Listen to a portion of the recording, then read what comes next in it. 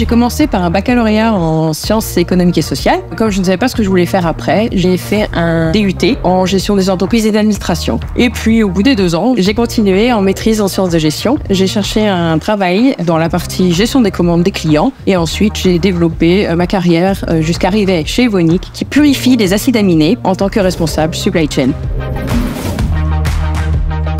Alors le rôle de la supply chain, c'est de s'occuper de tous les flux pour pouvoir à la fin servir au mieux le client. Ça veut dire approvisionner les produits et les composants qui vont permettre à la production de produire et de livrer en temps et en heure le client avec l'organisation des camions.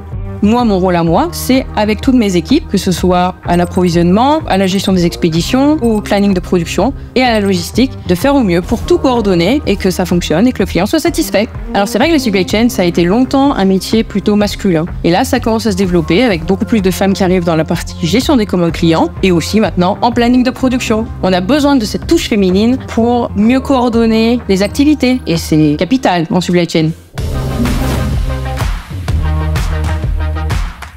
Les acides aminés, on en trouve partout. Dans les hôpitaux, avec les poches de nutrition pour aider les patients sous traitement, dans la nutrition pour bébés, dans les boissons énergétiques et aussi dans les produits cosmétiques.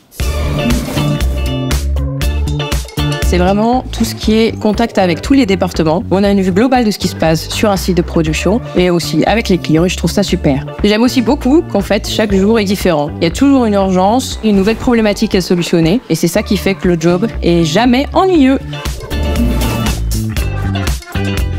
Alors les perspectives d'évolution sont très vastes puisqu'en fait, dans la supply chain, on touche à l'approvisionnement jusqu'à la logistique et ça nous permet d'augmenter nos expertises et de nous spécialiser plus dans un ou l'autre domaine. Et en plus, on peut aussi aller vers la production, vers l'amélioration des process ou vers la qualité.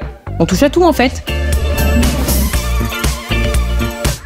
Dans la partie supply chain, on est amené à avoir des contacts avec le monde entier, que ce soit avec les fournisseurs, avec les transporteurs. Donc c'est très important de maîtriser les langues. L'anglais, c'est primordial.